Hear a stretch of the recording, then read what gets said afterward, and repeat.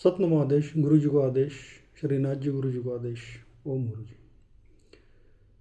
बहुत बार हमारे मन में सवाल आता है कि हमें साधना करनी चाहिए, पर उसके साथ साधना से जुड़े अनेकों सवाल आते हैं कि कौन सी साधना करनी चाहिए, कैसी साधना करनी चाहिए, मंत्र जाप करना चाहिए, ध्यान करना चाहिए, भक्ति करनी चाहिए, या फिर मन में जो सवाल है उनके लिए सारे ग्रंथों का अध्ययन करना चाहिए, या फिर जो हम काम कर रहे हो उसको ही हम पूजा साधना मान के उसको ही करना चाहिए। पर इससे पहले हमें इन सारे सवालों से पहले हमें एक सवाल के बारे में ज़रूर सोचना चाहिए कि इसमें मेरा स्वभाव कैसा है, मेरा मन कैसा है, मेरी दिनचर्या कैसी है। और इन सारी चीज़ों को ध्यान में लेते हुए हमें साधना का चयन करना चाहिए। तो आइए जानते हैं इस वीडियो में कि हमें साधना कौन सी करनी चाहिए। ये एक पार्ट 1 रहेगा, इसका दूसरा पार्ट भी आएगा। तो पहले पार्ट में हम समझ लेते हैं कि साधना का चयन करने से पहले हमें किन किन बातों के बारे में जानकारी रखनी चाहिए और किन चीज़ों के बारे में हमें सोचना पड़ेगा। जैसे हमने शुरुआत में देखा था कि हमारी दिनचर्या कैसी है, ये तो सबसे महत्वपूर्ण एक बात हो गई कि हमारी दिनचर्या कैसी है, क्या नहीं है। तो इसको एक धागा पकड़ के हम बाकी सारी चीज़ों के बारे में भी समझ लेते हैं कि ये चीज़ें कैसी है, क्या है। अब जब हम साधना करने के बारे में सोचेंगे तो हमारे मन में पहले एक ये सवाल आना चाहिए कि मैं साधना क्यों करना चाहता हूँ, मेरा किस कारण की वजह से मैं ये क्षेत्र में आना चाहता हूँ, ये साधना का इसके बारे में मैं सोच रहा हूँ। कारण क्या है इसका? बिना कारण जाने हम किसी भी मार्ग पे तो चल नहीं सकते, क्योंकि उसमें हम जितने भी कष्ट लेंगे या प्रयत्न करेंगे तो उनको दिशा नहीं रहेगी। तो हमें सबसे बड़ी बात है कि सोचना तो पड़ेगा कि मैं साधना क्यों करना चाहता हूँ। क्या मुझे मन की शांति चाहिए? क्या मुझे ईश्वर की प्राप्ति चाहिए? क्या मुझे मेरे जीवन में कुछ बदलाव लाने हैं? मुझे क्या विचारों पे नियंत्रण लाना है? मुझे अनुशासन लाना है? तो इसके बारे में आप खुद ही सोच लो और इन चीज़ों के बारे में आप खुद एक ईमानदारी से सोचो कि मैं ये क्यों चाहता हूँ, ये साधना का उद्देश्य क्या है, मैं क्यों करना चाहता हूँ। तभी जाके आपको अगला एक पॉइंट मिलेगा जिससे आपकी प्रगति हो सकती है। अब दूसरी बात, जैसे हमने पिछले कुछ वीडियो में देखा है कि हमारी दिनचर्या कैसी है। कुछ साधनाएं रहती है जिनमें नियंत्रण बहुत लगता है, समय ज़्यादा लगता है, उनमें बहुत सारी चीज़ों पे परीक्षाएं होती है, उनमें समय भी बहुत देना पड़ता है। कुछ साधनाएं ऐसी होती है कि हम उनके बारे में मतलब इतना कठिन नहीं है, वो हम कर सकते हैं। पर हमें इसके लिए हमारे दिनक्रम के बारे में सोचना चाहिए कि मैं रात को कब सोता हूँ, सुबह कब उठता हूँ, पूरे दिन में मेरे सारे काम काज करने के बाद मेरे हाथ में समय कितना बचता है। क्योंकि साधना एक निरंतर चलने वाली प्रक्रिया है। इसके लिए हमें हमारे वास्तविक जीवन का ज्ञान होना जरूरी है। और हमें कुछ ख्याली दुनिया में रह के फ़ायदा नहीं है इन चीज़ों में कि मेरे मन में आ रहा है मैं ध्यान करूं और मैं 3-3 4-4 घंटे ध्यान में बैठ जाऊं। पर आपकी दिनचर्या ही ऐसी है कि आपको मुश्किल से 10 या 15 मिनट मिल रहे हैं, ज़्यादा से ज़्यादा 1 घंटा मिल रहा है। तो आप ये सोच के खुद पे ही दबाव बनाने वाले। तो इससे अच्छा है कि हम हमारे वास्तविक जीवन का भान रखते हुए, दिनचर्या का भान रखते हुए इन चीज़ों को समझ लें कि मेरे हाथ में समय मिल क्या रहा है और मैं मेरी साधना के लिए दिन का कितना समय निकाल सकता हूँ। इसमें आपके मन की भागदौड़ नहीं होगी, आप पे दबाव नहीं बनेगा जब आप ये सवाल खुद से पूछोगे। तीसरी बात आती है कि मुझे साधना करनी है पर मेरा मन कैसा है।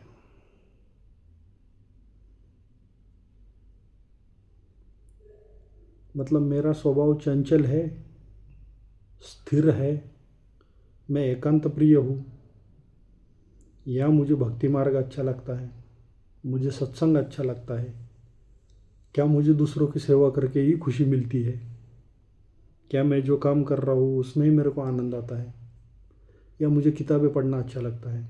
मुझे सवाल बहुत आते हैं, जब मेरे सवालों का जवाब मुझे मिल जाता है तब मेरा मन शांत होता है।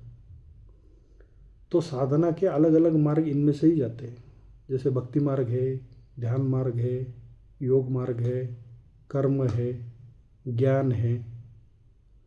तो इनके लिए आपको पहले आपके स्वभाव की जानकारी होना बहुत ज़रूरी है। बिना स्वभाव को जाने आप किसी मार्ग पर जाना चाहोगे तो हो सकता है कि स्ट्रगल हो जाए उसमें। दूसरी बात ऐसी रहती है कि अरे वो किसी को हमने देखा वो ये साधना कर रहा है, उसमें ये बदलाव दिख रहा है, ये हो जाए वो हो जाए। तो ज़रूरी नहीं है कि उसने वो साधना की, उसको उसमें यश मिल गया, सफलता मिल गई, वो आपको मिल जाए। जाने अनजाने में उसने इन चीज़ों के बारे में सोचा होगा, नहीं होगा, पर उसको वो मिल गई इसलिए आपको मिल सकती है ऐसे नहीं है। तो इससे अच्छा है कि आप पहले आपकी परिस्थिति को जान ले, आपके स्वभाव को जान ले, आपकी दिनचर्या को जान ले, आपके उद्देश्य के बारे में सोचें। क्योंकि साधना का क्षेत्र ऐसा है कि जिसमें अनुशासन तो लगता ही है, और दूसरी है कि यहाँ पे समय की बहुत कीमत है। और बहुत लोगों का ऐसे होता है कि वो किसी और को देख के मन में कुछ लाते हैं और उस मार्ग पे चलने का प्रयास करते हैं, फिर उनको अलग अलग तरीके के संकट आते हैं, वो संकटों से निकलना मुश्किल हो जाता है, फिर वो आधी अधूरी साधना छूट जाती है, फिर कुछ ना कुछ तकलीफ़ें आती है। तो इससे अच्छा है कि वास्तविकता में जिए, और वास्तविकता का आधार लेके हम इस मार्ग का चयन करें।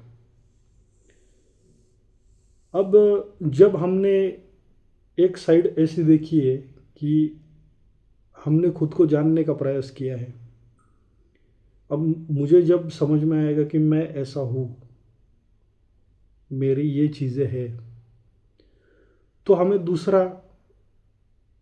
दूसरी एक चीज़ सोचनी है, जो चौथी चीज़ है कि मैं अगर ये मार्ग पे चलना चाहता हूँ तो मेरे सामने क्या चैलेंजेस है।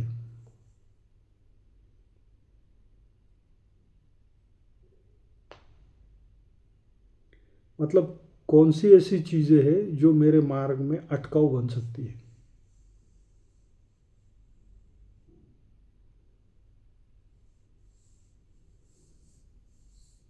अगर हम उदाहरण पे ले लें तो क्या मेरा मन अधिक ही चंचल है, क्या मैं उदासीन ही रहता हूँ, क्या मैं बहुत आलस करता हूँ,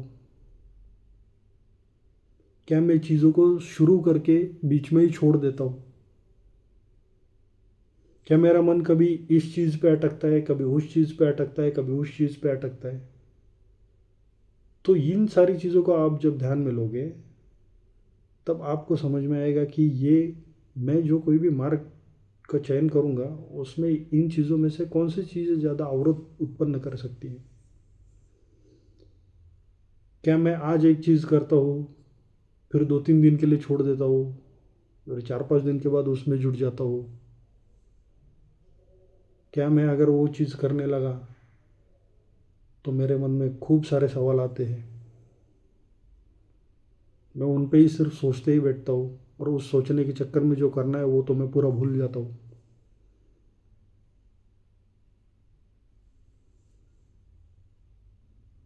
तो पहले खुद के मन को जानो, समझ लो कि इन चीज़ों में मेरी साधना में क्या क्या अवरोध उत्पन्न करने वाली चीज़ें मेरे खुद के ही अंदर है। क्या मेरे शरीर में कुछ व्याधि है, कुछ तकलीफ़ें हैं, मैं आधे घंटे के लिए 15 मिनट के लिए एक जगह पे स्थिर नहीं बैठ पाता, पैरों में दर्द होता है, सीधे बैठ नहीं पाता, थकान होती है। तो इन सारी चीज़ों का हमें ज़रूर ख्याल रखना चाहिए। अब जैसे हमने देखा है कि हमारे सामने चैलेंजेस क्या क्या आ सकते हैं, तो दूसरी चीज़ ऐसी है कि हमें ये भी देखना पड़ेगा कि मेरा मन लगता किस में है। जब आप इसके बारे में सोचोगे तो आपको समझ में आएगा कि मैंने कभी कभी किया था, तो मेरा मन जब करने में ही लग रहा था। मुझे ऐसा एहसास है कि मैं जब शांत बैठ जाता हूँ तो मैं 15-20 मिनट के लिए, 10 मिनट के लिए शांत चित्त से बैठ सकता हूँ। नहीं, मुझे सत्संग में, भजन में आनंद मिलता है। मैं जो नित्य पूजा करता हूँ उसमें मुझे आनंद मिलता है। मुझे आध्यात्मिक किताबें पढ़ने में अच्छा लगता है। और जब ये आपको समझ में आएगा तब आप एक मार्ग पे चलने के लिए तैयार हो जाओगे। आपके पास इतनी सारी इन्फॉर्मेशन है कि जिससे आपने आपके खुद का एनालिसिस प्रॉपरली किया है। तो जो जो चीज़ें आपके सामने आती जाएगी उनको लिखते जाओ, और इसके आधार पे हमें क्या साधना करनी चाहिए